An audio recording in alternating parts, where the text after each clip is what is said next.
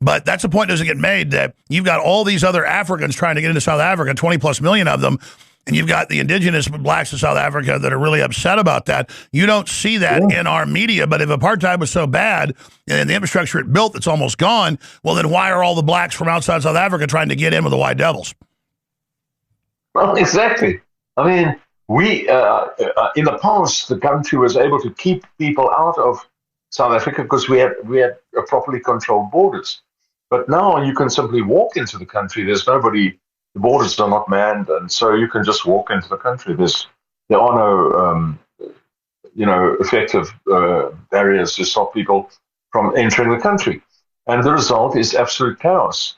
So the local black people are out of work in large numbers. So I mean, we're not talking about a little bit out of work. We're talking about the say 18 to 40 age group, about 65 to 70% unemployed. And wow, the older group over 40 that are experienced, they probably have a little bit of a better situation, about 40% unemployment. But for so the how younger critical group, is it? Sounds to me like South Africa is already a failed state and is going to completely collapse into lawlessness soon. Is that an overstatement, or what's the trajectory, and how could it be saved? Well, because my wife's not that old.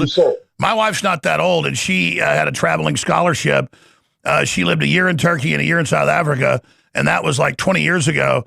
She said it was unbelievably nice, safe. The blacks were nice, the whites were nice. It was one of the. She was in. Could it be that this could just be like a distraction? Because if you watch Netflix and you've ever seen the show Young, Rich and African, or Young, Rich and Famous.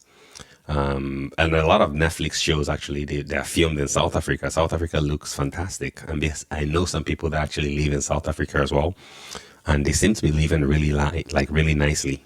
Although these guys are like really well off, like they're in venture capital and all that. So yeah, there's also that. So I don't know what the average person is living like in South Africa, but could it be that the media is blowing it out of proportion here, making it sound like it's way worse than it actually is?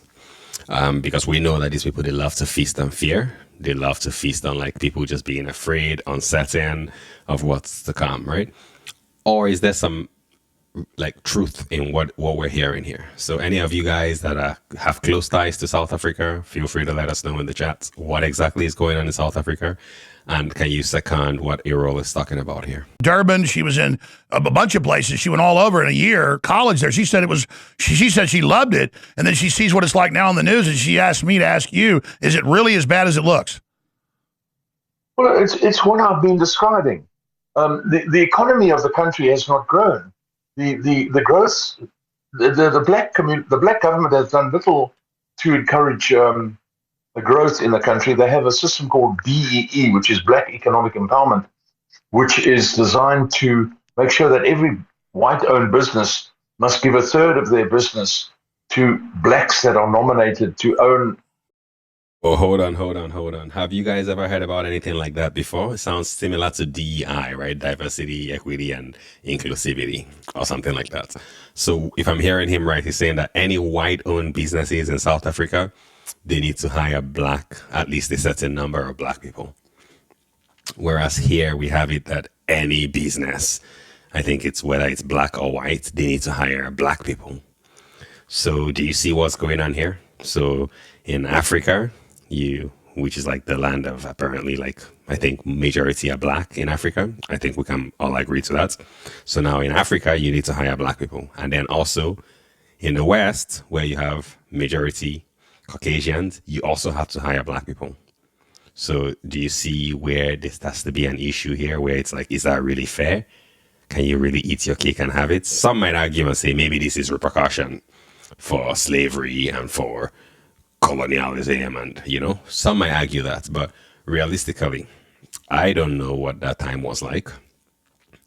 I don't think that anybody alive today, maybe I'm ignorant here, but is anybody alive here today that was part of that or that experienced that? Let's talk about it in the chat, really, because I don't think that we're gonna like live in the past, right? We need to move forward. So I don't think that is fair. I think that, like, in my opinion, it should be the best person for the job that should be getting it. It should be not anything to do with your race, the color of your skin. It should be based on what is inside of your head. 1/3 of your business. So it's basically And so- it's basically DEI. Yes, and you can't. Most factories operate maybe on a 15% profit margin. So if you have to give away 30% of your income to people who have nothing whatsoever to do with your factory, nothing whatsoever to do with your shop or your operation, how on earth are you supposed to make a profit? Well, here's an example. It's a little bit different from DEI then in that case, because if you're saying they have nothing to do with your company, and he's making it sound like they are not actually contributing or being productive to the company. But I don't think that that's the case with DEI here. At least not what I think of. When I think of DEI here, I think that like most people, they're still competent and they're still getting the job done. But maybe I'm wrong, right? Maybe I'm wrong. Maybe I was a DEI hire. I wonder. Sometimes I wonder, like, was I a DEI hire? Did I really earn this job? Yeah, I'm an engineer, electrical engineer by trade. And it's possible that I might have been diversity hire as well. Because, yeah, if you ask about me, I've never really been like the most like intelligent or whatever, right? I'm just, going with the flow. Pretty average dude. Down to earth. Try to just, like do my best. But am I the probably like the smartest person out there? Probably not. Right? But so does that mean that I'm a DEI hire? Yeah, let me know. Like, was I a DEI hire? Now you got me thinking.